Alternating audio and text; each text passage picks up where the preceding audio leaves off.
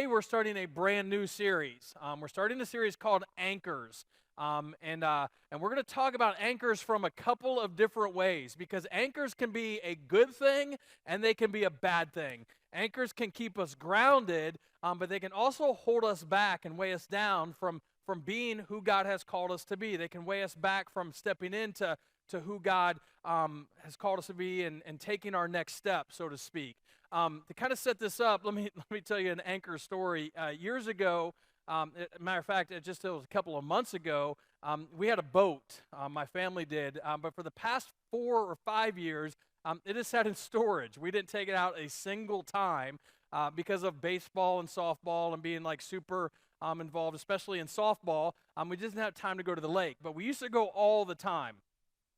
Before we moved to Carroll, the place that we lived in Indy was about 15, maybe 20 minutes away from the lake that we would boat at, and we actually had a slip that we kept the boat in all the time, and so we would just go, and we love boating, love going out. I love being on the water. That's like my happy place, to just go out and just to be able to relax on the water and just kind of chill. We went to a place called Raccoon Lake, which is just outside of Indianapolis, and it's got a lot of cool areas, a lot of cool inlets or coves where you can go in and you can take your boat and you can cliff dive, those are really cool if you're a boating person. Those are cool places to go to because after you get done skiing and tubing, you just kind of go into the cove, you throw your anchor down, and you just chill on the boat. You take a nap, which would be me all the time. Like I love to just sleep and just chill out there or jump in the water and swim for a little bit, kind of cool off and get back up and take a longer nap or just kind of crawl into the tube and just lay out there and take a nap. So when the boat is anchored, you can do all kinds of things. You can cliff dive and just relax. Then you pull up the anchor and you go out and you ski and you have fun, and then you come back in and chill for a little while. And so one time, I allowed a friend to borrow our boat, and he had been out with us quite a few times, and so I was confident that he knew how to run the boat, how he knew how to operate everything boat-wise. He had pulled us while we were skiing and tubing and stuff, and so he kind of understood boating.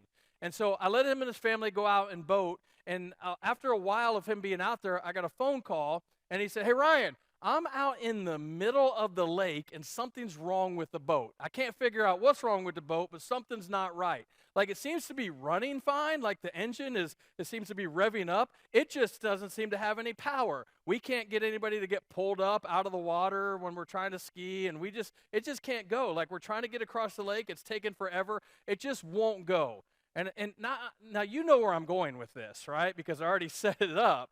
But I'm not a smart man, Jenny. And so it took me a while to like figure, like I wasn't immediate. I'm just like, I'm concerned for him and his family. Like I want them to have a good time. And so I'm like, okay, man, I'll come out and I'll see what's going on. So I was about 45 minutes away. I went out. When I got to the parking lot, I called him and I said, "Hey, man, I'm here. Why don't you drive into the docks and I'll meet you down at the docks?" And he said, "Okay."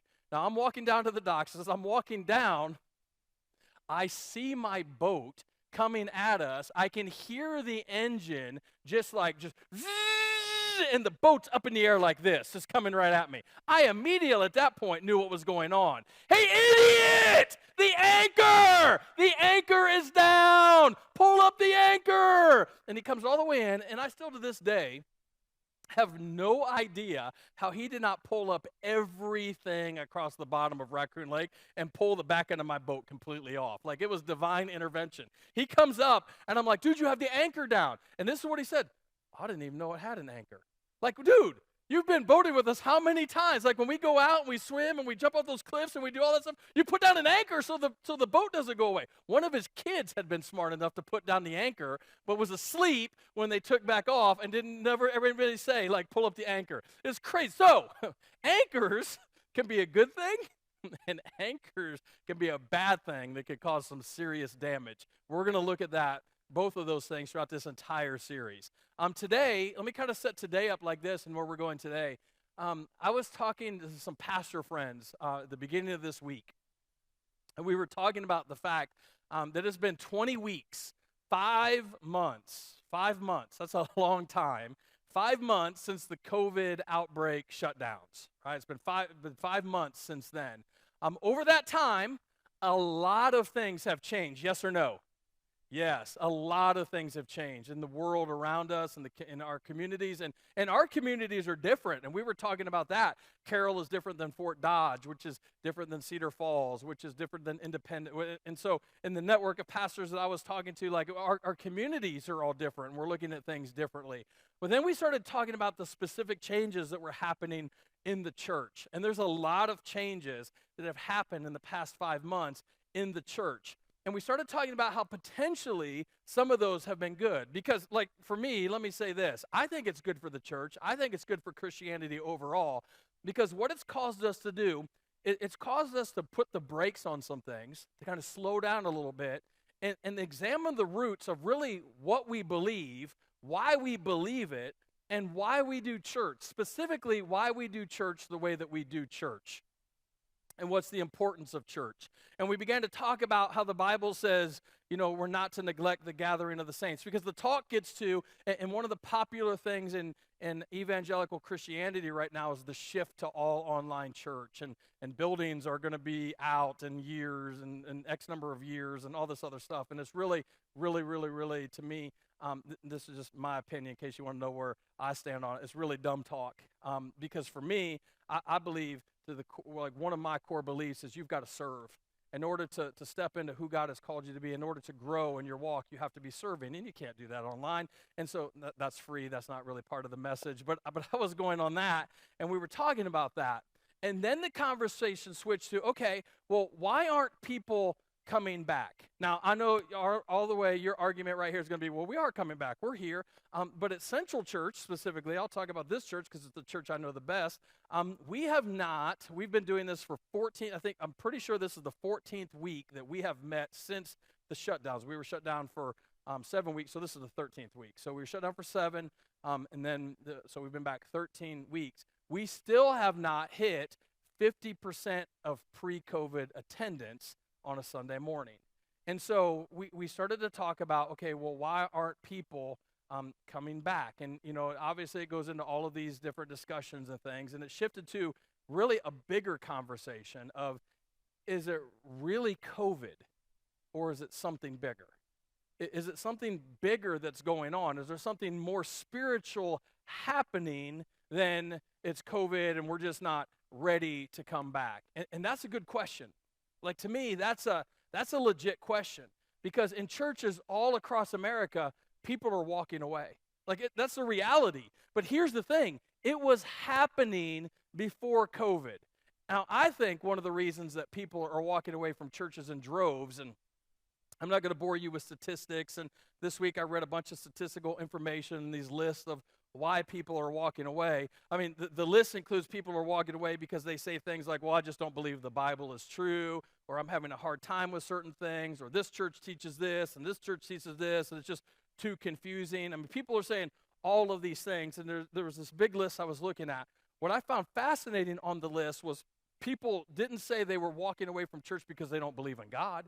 They didn't say, well, I'm walking away from the church because I don't believe in Jesus. The number one reason that people are leaving church, the number one reason why people are walking away from churches in droves is because they say the church is full of nothing but condemnation.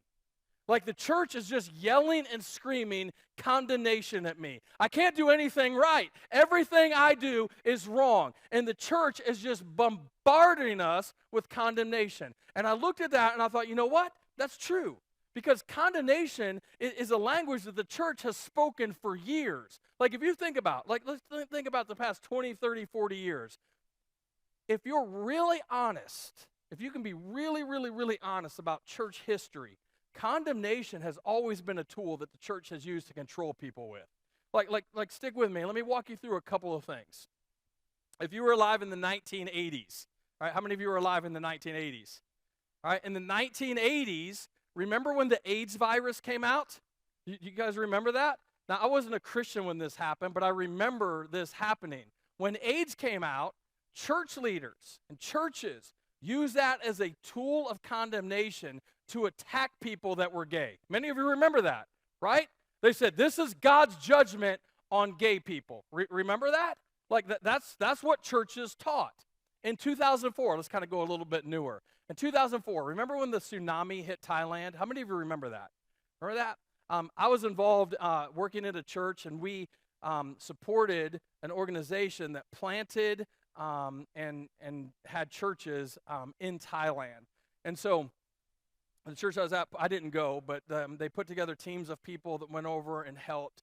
And prior to them going over there and while they're there and even after, I remember like just getting like pictures, like just very graphic, like raw photos of what was going on and all of that. And I mean, it was awful. The devastation that happened there was horrible. But looking at all that and seeing all that, I was even more mortified as popular Christian evangelical leaders, people that I admired at the time, people that I listened to on a daily, weekly basis. Christian leaders began to say that that was God's judgment on a Buddhist country. And I remember thinking, how do you get that? Like, how can you even say that? Like I know of places and churches where entire churches and Christians in that place were wiped out and killed. Like, how can you say that? How can you say it's God's judgment because they're a Buddhist country? And then, like a year and a half later, in 2005, Katrina came, and Katrina hit New Orleans. Right? And these same Christian leaders, because everybody looked at them and said, well, what was this? Is this God's judgment on a Christian country? Because you said it was a Buddhist country. And they said, no. That was God's judgment on a sinful community. That was God's judgment on Mardi Gras. And that was God's judgment on poor black people who do drugs. Remember that? Like, that's what they said. Evangelical Christian leaders, churches, said that. Every single time that there's a school shooting, which is absolutely horrible and should break everybody's heart, and everybody should be filled with compassion and worry and concern and hope and be praying and want to love on people when that happens. Every time there's some Christian idiot that comes on TV and says, well, we took God out of schools. What do you expect? First of all, we did not take God out of schools. All right, God is still there. We cannot take God out of anything.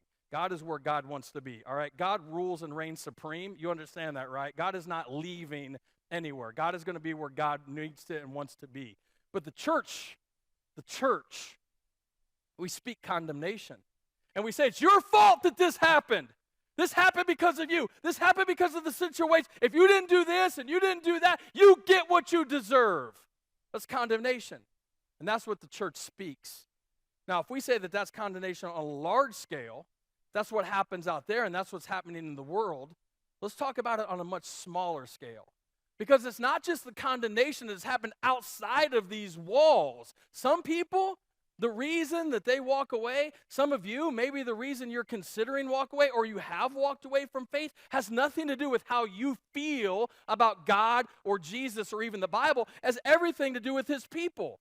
Because it's not like you doubt that God exists. It's how it's how church people have treated you. Or how church people treated your mom because she got divorced. Or treated your sister because she's gay. Or treated your kid because he's a drug addict. Like maybe you have felt personally condemned by the church or people in the church. If that's you, let me say two things really quickly. Number one, I'm sorry. I am. I'm sorry. And the reason I can say I'm sorry is because for years I was part of the crowd that really did condemn people that I thought weren't as good as me. I did. And number two, I understand. I do. I understand how you feel because we all have a wounded church story. Every one of us. We've all been hurt. And all of us have been hurt by a church. But like I told you 2 weeks ago, just because you're wounded doesn't mean you're worthless. Just because you have a wound does not mean you're worthless. You still have value in the sight of God. You still have value to the kingdom. You were created on purpose, with a purpose, and for a purpose, and you're way too valuable to just sit on the sideline. And God knows that. He wants you to step up, and he wants you to step in. You are valuable in the sight of God. And so with that, today I want to walk you through this passage in Romans chapter 1. And if you don't get anything else I say today, like if you can walk away with one big idea, it's this. This is the sermon in a sentence. we must anchor ourselves to compassion, not condemnation. We must anchor ourselves to compassion. We must be a people full of compassion, not condemnation.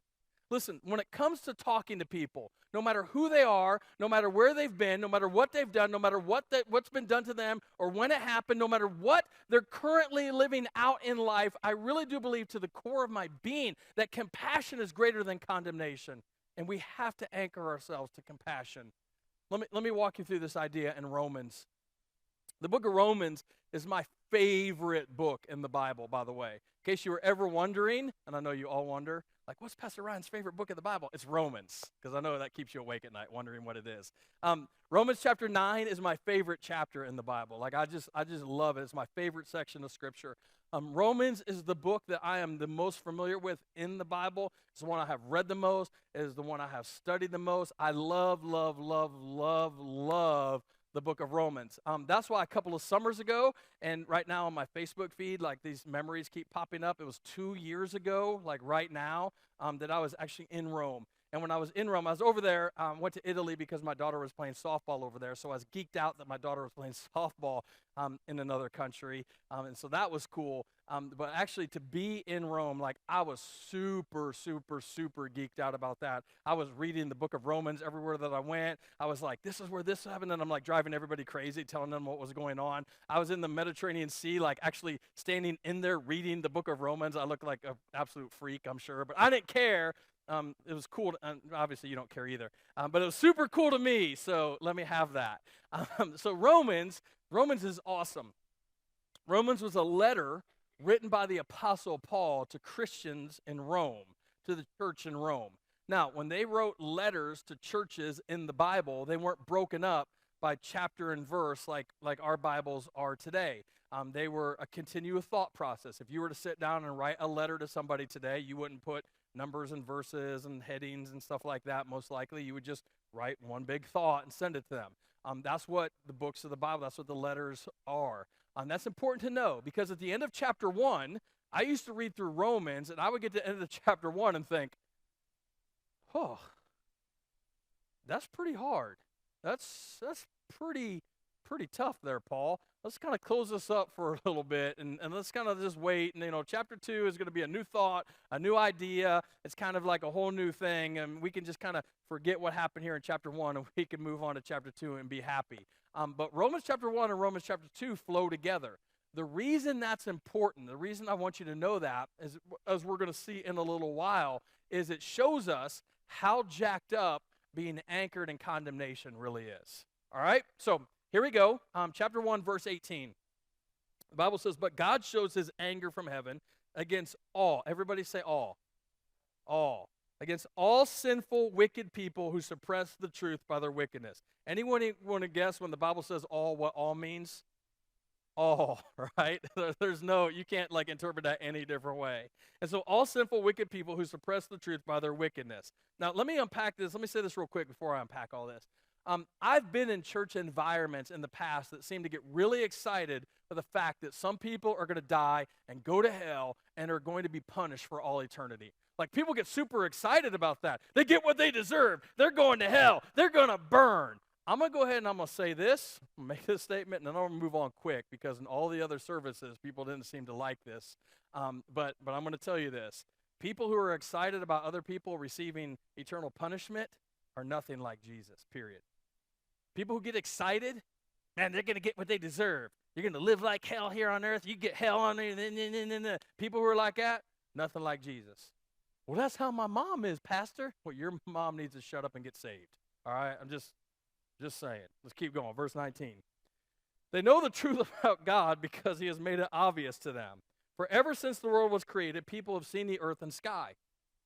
Through everything God made, they can clearly see his invisible qualities, his eternal power and divine nature. So they have, look at this, so they have no excuse for not knowing God.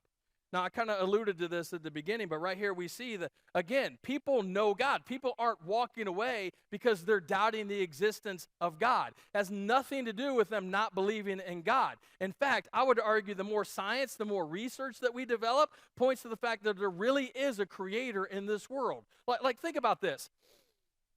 How can you look at the sky at night? Or how can you look at pictures of billions of stars in the galaxy and not believe that there is a God? How can you be, can I say, how can you be ignorant enough? Can I say that? Can I say that? Probably not, but I already did, so I sort of, whatever. Um, how could you be foolish enough to look at the stars in the sky and believe that two of them just randomly collided together and boom, here we are? Like seriously.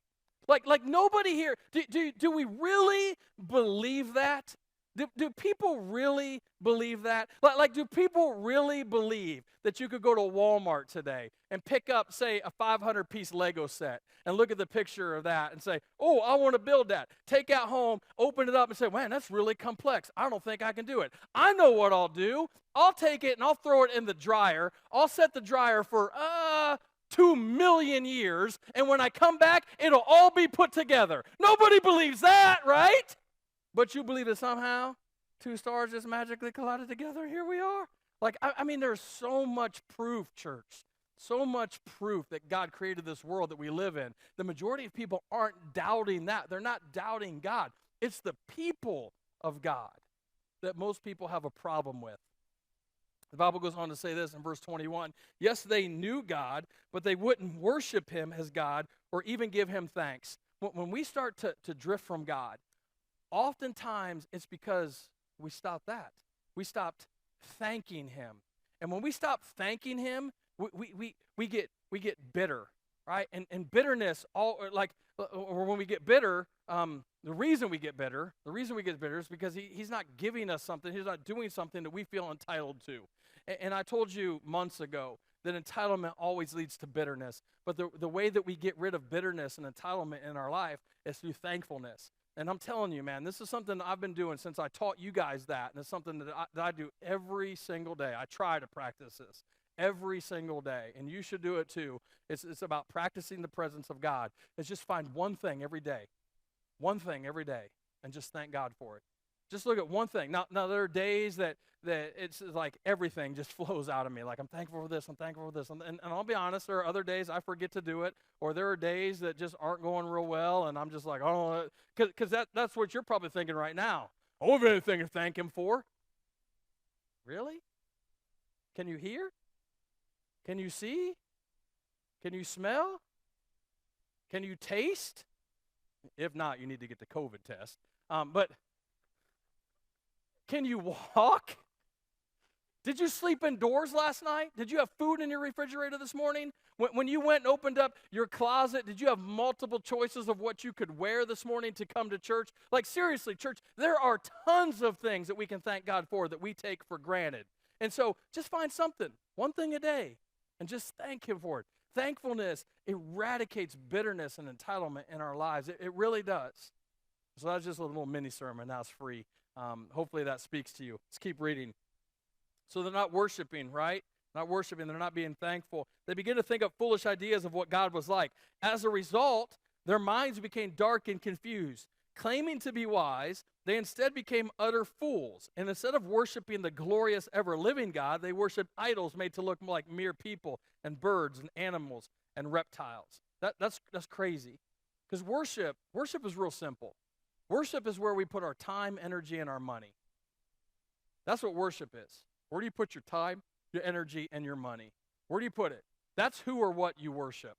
And can you believe there was a society 2,000 years ago that the Apostle Paul wrote about that worshiped images of birds and animals and reptiles? I cannot believe that there would be a society that would worship birds and animals and reptiles. So much has changed today, right?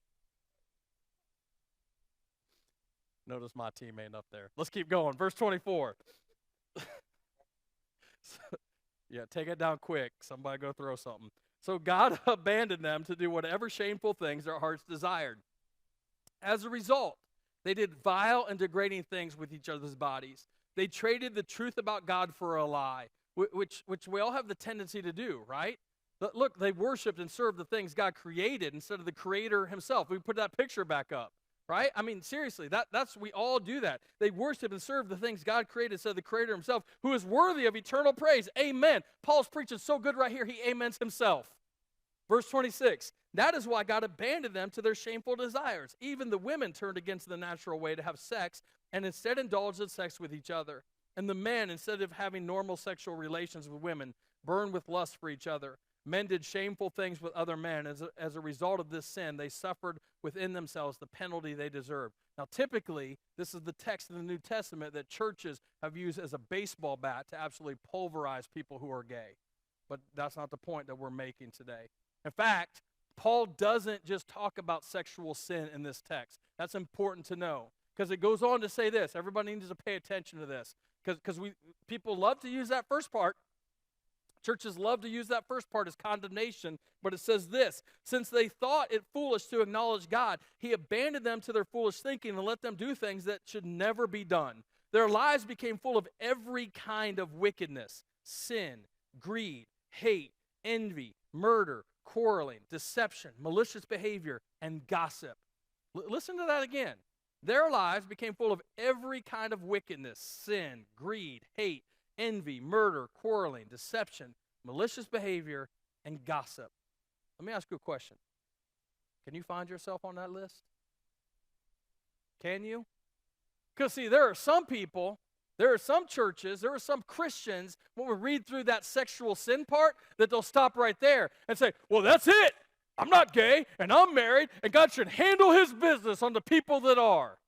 But let's just pause and walk through this again and see if you see you in this list. Wickedness. I mean, none of us would call ourselves wicked, right? Got some tickets to see the play, Pastor. I'm going to go see it. Like, we wouldn't call ourselves wicked. Right? We'll call other people wicked, but are we really going to call ourselves wicked? Sin. Come on, Ryan. It sounds so serious when you say, I mean, sin.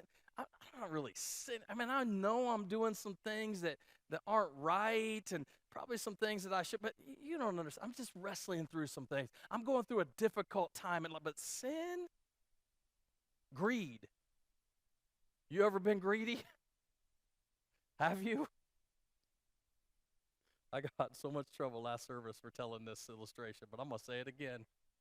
My wife, anytime we go out to eat, the waiter or waitress will come over at the end. Would you like dessert? I'm not sure. What do you have? And they begin to say the dessert. Sure, I'll take that right there. Give me that right there. Mary, would you like something? No, I'm full. Dessert comes over. Can I have just a bite? No! You cannot have just a bite. You should have gotten your own dessert. If you wanted dessert, you should have gotten your own. Greed, right? Hate. She hates me for telling that, right? I'll guarantee it'll be difficult at home today. Have you ever hated? Envy. You ever seen my dessert? Have you ever been envious of someone? Have you? You ever? Like I have been. Seriously, sometimes I struggle with that. Murder. All right, I haven't done that one yet. Just keep pushing. Quarreling. Deception. Anybody guilty of deception? Not me, Pastor. Let me see your driver's license. Let's talk about the weight that you wrote down on that. Malicious behavior. Gossip.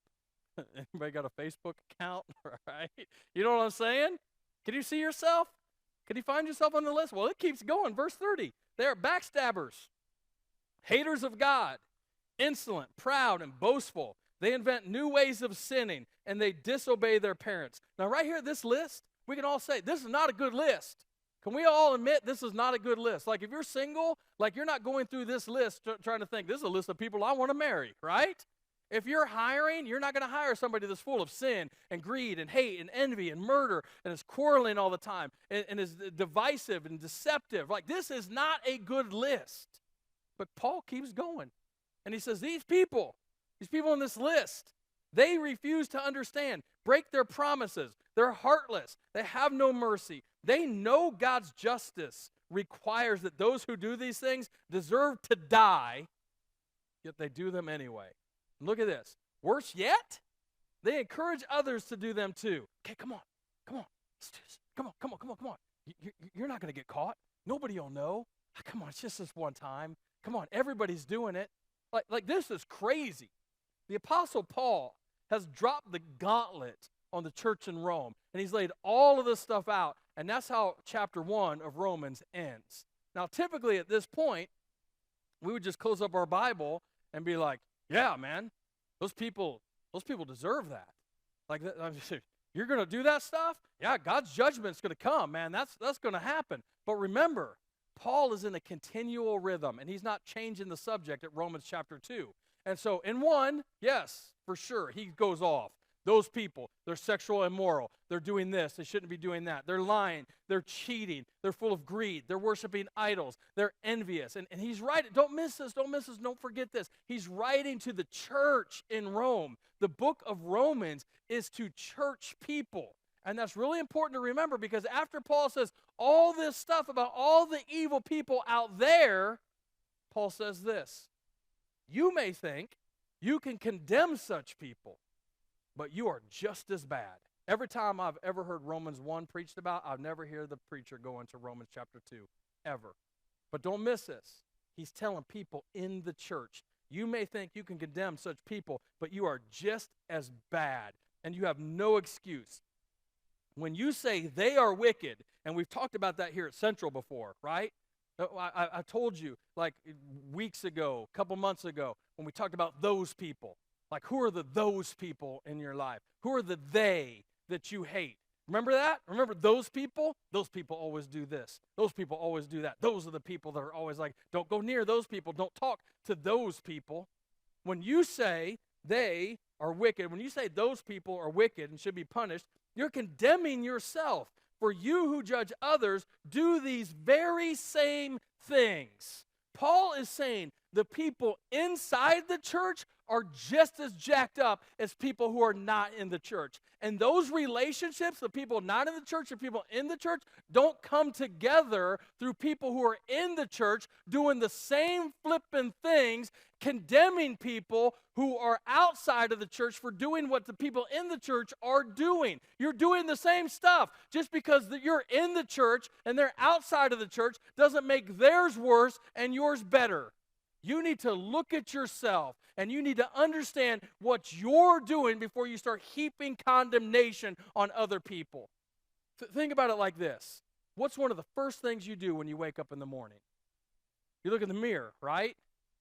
You look in the mirror because you've done some obvious damage to yourself the night before, right? Like you wake up, your hair's messed up, makeup smeared, snot running down all over the place. And when we look in the mirror, nobody goes, dang, somebody ought to do something about that, and just walk away, right? No.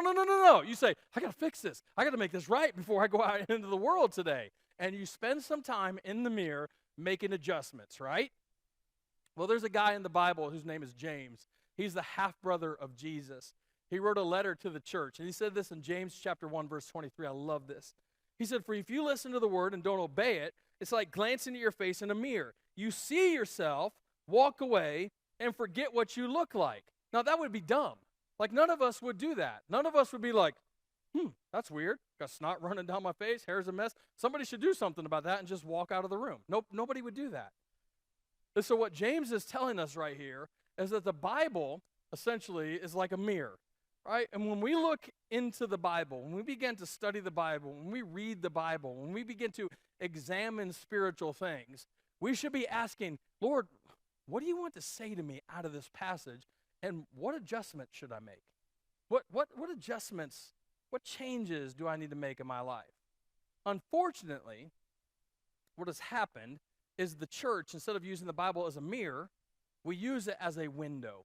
Instead of looking at ourselves in the mirror, we use the Bible as a window to look out and judge other people. And Paul is saying in the book of Romans, knock it off. You're just as bad. You're just as jacked up. You don't have the right to judge other people. And then he says this in verse 2, and we know that God in his justice will punish anyone who does such things. Paul's writing to the church, He said, hey, you're excited the fact that they're going to go to hell? You're happy that they're going to get punished by God? By the way, he's going to punish you too. God's going to handle his business. That's what he's saying. Since you judge others for doing these things, why do you think you can avoid God's judgment when you do the same things? Isn't that a great question? Isn't that an awesome question? If you're going to judge others for doing these things, he said, why do you think you can avoid? What makes you think you're better? What makes you think it's okay for you to do the exact same thing? Why is it that you could pretend like God doesn't see you when you're doing the same stuff? I was thinking about pretending the other day. I was thinking about masks. Now, I know, masks are becoming this great, big, huge debate. I just got back from vacation, and we spent a few days where everywhere you went, you had to wear a mask, and it was awful. We went to the Harley-Davidson Museum, and we spent 4 hours inside of that place, and we had cloth masks on. And I don't know if you know this now, you got a cloth mask on, that thing gets wet, and you about waterboard yourself. Like it is legit awful. And I'm not judging anybody on the mask, no mask thing. I'm not going to jump into the mask debate today. But I will say this. I want to say this about masks, because this is what I was thinking about. And if this steps on your toes, good. I hope it does. A lot of people have been putting on their mask and coming to church for years, pretending to be somebody else, pretending like everything is okay, pretending like, just pretending. And the reason a lot of people won't take off their mask, there are a few reasons. The first one is pride. You won't take off your mask because you don't want anybody to know what's really going on inside of you. You don't want people to see who you really are. And it's easier for you to pretend and to play games than to actually deal with what's really going on in your life. Number two, this is probably the more serious one, is people won't take off their mask because they've seen what happens to people when they do take off their mask. Instead of getting brought in, instead of getting accepted, they get kicked out. Instead of compassion, they're shown condemnation. And so in churches all across America, essentially this is what they do. They celebrate Halloween 52 times a year. They put on their mask. They dress up in front of God. They pretend to be something they're not, hoping to get a treat from the Almighty God. And that shouldn't be the case. Shouldn't be. Church should be a place where you can come as you are and you don't have to pretend. You don't have to put on a mask. You can be who you are. Because listen, it's not the church that changes you anyway. It's Jesus. Jesus, in his time, changes us. Right? It's not the church. This quick news flash. Central Church isn't going to change you. Programs we put together are not going to change you. Pastor Ryan, he cannot change you. The problem is churches. Churches put together these programs, and they call them discipleship. And in most churches, discipleship is nothing more than control and manipulation, because the church can't change you. Only Jesus can. And only Jesus can change you in his time. In his time, not ours. Not ours. And so we'll kind of come back to that. Let me finish up reading this real quick. Verse 4 says this, "Don't you see how wonderfully kind, tolerant, and patient God is with you? Does this mean nothing to you? Can't you see that his kindness is intended to turn you from your sin?" Paul right here is saying the reason you are even saved is because of his kindness. The reason that you even have salvation, that you have eternal life in heaven, is because of his compassion. Listen, God didn't show up one night in your bedroom and yell at you until you finally said, "Fine, enough, I'll accept you into my life." God has been incredibly kind and compassionate to you, and that's how he draws us to repentance. His compassion draws us. The reason we have every good thing in life, church, is because of his compassion. I was reminded of this last week. Last week I was on a fishing trip with my son. Now, when I say fishing, everybody's like, "Pastor Ron, I thought you hated fishing." I do. I hate it with a passion, but he enjoys it. So we went fishing. We chartered a 7-hour fishing trip. 7 hours. I love my son. 7 hours. We had to leave at 4:30 in the morning. 4:30 in the morning is what time the boat left. We had to get up at like 3:30 from a hotel in a comfortable bed on vacation to go fishing. We show up at 4:10 in the morning at the place where the charter company told us to wait, and they said the captain will come out and he'll get you. And so we're sitting there. It's like 10 after 4. We're in Lake Michigan. People are coming, and they're backing their boats in. And these older guys who apparently are seasoned fishermen, or at least they look like it. The one guy came over to us, and he's like, "Hey, you guys going fishing?" I'm like, "No, dude, we just sitting here, man. Like, yes, we're going fishing." He goes, "Well, I hope fishing's good today. It's awful windy." Now, when he said that, Jair and I both looked at each other because, listen, we live in Carroll, Iowa, right? We understand wind is like hurricane, right? And at that point, everyone's like, "Oh, it ain't windy. Let's go play golf, or let's go do," like it's not, like, there's barely a breeze out there. Like, you can't feel like you could talk to each other, man, and you would feel more wind than what is going on out there. And like, what is that guy talking about? And he walks away, and I'm like, that guy's an idiot. And Jair's like, yeah, he's an idiot. And another boat comes in, and these guys are talking, or putting their boat in, and these guys are talking about, man, I hope fishing's okay today. It sure is windy. And we're like, what the heck is going on? Now, our ship captain, or our boat captain, comes over, and he gets us, and he's taking us back out, and he's talking to us about fishing, and Jair's talking about how excited about catching fish that he is. And he turns around, and he goes, awful windy out there. Hope you guys don't mind rough water. And again, we're like, what the heck is this guy talking about, man? It's awful windy out. We get on the boat, and it's a small boat. It's not like one of the bigger ones. It's kind of small, and we go out, and we're in the little harbor area, and it's like smooth as glass. And these guys, and they're both talking about his helper guy. They're both talking about how windy it is, and we're like, whatever, man. Like, this is going to be awesome. 7 hours on the water, and blah, blah, blah, blah. We got around to like a little rock area and out into the thing, and Lake Michigan was angry. Like, it was like, man, like 3-4 foot waves, and they were just rocking this little boat. And I don't know, dude must have thought if he drove faster through them, like the boat cuts through them. And so he's taking this boat, and we're like coming out of the water and slamming back down. And he keeps yelling, "You guys all right? You fine?" And I'm like, "Yeah, I'm good." Now, I had bought Dramamine the night before because like 10, 11, 12 years ago, I was on a great white shark dive, and I was 11 hours on that thing, and I got seasick like an hour into that thing, and it was awful. And so I'm like, I'm going to take Dramamine, make sure I don't get seasick. So I take his Dramamine, and I'm like, okay, I'm going to be all right. Jair looked at me as we're flying through the air, water, and he's like, "Hey, did you bring that Dramamine?" I'm like, "Yeah." He's like, "I'll get some of that." I'm like, "Sure, buddy. Why don't we just finish off the whole bottle right now between the two of us?" We get out to where they're going to start putting in lines. They're putting into the lines. And listen, we're 45 minutes in. 45 minutes into a 7-hour trip. I stand up, and my knees are just shaking uncontrollably. I sat down. I was like, oh, this ain't going to be good. This not going to be good.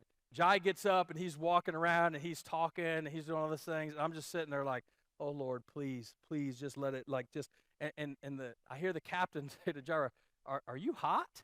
He's like, "No." He goes, "You're awful sweaty." He's like, "Yeah, I'm also feeling like my mouth, I'm getting like a lot of saliva." 45 minutes in, and we both jumping each side of the boat. I mean, it was crazy. We were violently seasick. The captain looks at me, and he said, "I don't think you're going to make it 7 hours." I said, "Really? I thought your name was Captain Mark, not Captain Obvious." He said, "Do you want to go in, or do you want to stay out?" He goes, "In order to stay out," he's like, "we got these lines in, the fish aren't here. We're going to have to go out like another 10 miles. He goes, "I don't think you're going to make it, man, if we go out another 10 miles. He said, and listen, I looked at Jaira. If Jaira would have said yes, I would have toughed it out. I don't know how I would have done it, but I would have toughed it out. Like, I had done it once before. I just kept puking like all day. Like, I didn't even care if that's what he wanted to do. But he looked at me and said, I can't. And so they take us in, and we get in, and then we're getting off the boat. We're getting our stuff off. And the captain comes over to me and goes, "Hey, this is how it works. It's still full price." And I was like, oh, shoot, I forgot I hadn't paid you yet. And so I'm peeling off. It's not cheap to go on a chartered fishing thing. And so I'm paying this guy. And he says, "Look, normally we don't do this, but I feel really bad for you guys. And when he said that, he's really just talking about Jairus, because he knew Jairus was excited about going. He said, if I can find time, would you like to try this again later in the week? And I'm thinking, you just want your hundreds of dollars, but sure, dude. Like, whatever, man. I don't care. I just want to go back to the hotel and sleep. I'm going to buy that little boy a fishing pole at Walmart, and he can stand on the pier and fish. Like, I don't even care. Like, I'm done fishing. He called us later that day, and he said he wanted to set something up for the next afternoon. And so I called back here. I called the doctor and was like, hey, man, any chance you can call us in like some seasickness patches to a Walgreens up here? And they're like, sure, which I didn't even know they could do. I was kind of like hoping to tell Jairus that they couldn't do that. But he's like, yeah, we could do that. And so we get them and we put them on. We go out the next afternoon at 4:30 in the afternoon, which is a much better time for me. And we go out, and I don't know if it was the patches or the fact that the water was just like glass, but we had an incredible time. The first fish that Jairus caught right here, this thing, man, this is a smile on his face, like paid for the entire trip for me. He fought that fish for 40 minutes. 40 minutes he fought that fish. And I was just sitting there watching him. I'm timing him, I'm videoing him, and I'm just like super impressed. The next fish comes on, and they're like, fish on, and they hand me the pole. And I'm like 10 minutes into it, like, I don't think I can last 40 minutes. Like, seriously, it took me 10 minutes to get it in, and I about sissied out 3 times. I'm sitting there thinking, if I got to go 40 minutes, I'm just going to let go of the pole and be like, sorry, Captain, like, can I pay you money for it or something? Like, I don't even know, like, what just happened. Like, seriously, my hand was, like, all arthritic like this, just trying to hold it and go. It was horrible, but it was awesome. We had an incredible time. And as we got done late that night and we're driving away, and we caught a bunch of fish. We have a cooler full of fish. I couldn't think of how blessed I was to be able to have that trip. Every good thing I have in my life is because of the goodness, the compassion of God. Like, that guy, that captain, could have condemned us, seriously. You seriously puking on my boat? What the heck's wrong with you? People don't puke on my boat. People don't come out here and get seasick. You didn't take Dramamine? It says right on my website, you're supposed to be ready in case you get seasick. Get out. Never come back. You guys are disgusting. He could have done that. But instead of condemning us, he showed unbelievable compassion. Hey, why don't we try this later? Hey, man, you guys aren't looking good right now, but I'm willing to help you out. And legitimately, this is what he said to me when he talked to me on the phone. He said, I really want to help you out, and I really want to save your trip with your son.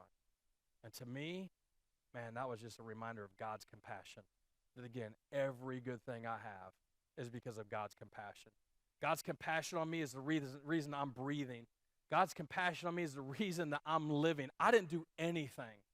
I didn't do anything. Just like I didn't do anything to deserve grace from that boat captain. I had paid him his hundreds of dollars. Man, he could have just went on his way. I didn't do anything to deserve his kindness, his compassion. I didn't do anything to deserve God's grace. But God, in his compassion, chose to save me. At the end of the day, church, we all have to realize we can't get anchored down by condemnation. We must be anchored in compassion, because that's what makes the difference in people's lives. If you've got a friend, if you've got a family member that have walked away from God, or are walking away from God, or have walked away from church, or are walking away from the church, I'm telling you, you're not going to get them back by yelling at them. You're not. And I know that because I've tried it for years. Compassion is greater than condemnation. And listen to me, don't miss this. That's not the soft approach. That's not the, because people are gonna hear this message and they're gonna tell me, they're gonna say, that's the selling out to culture approach, Pastor. It's not. That's our Savior's approach. It's the approach he took with us.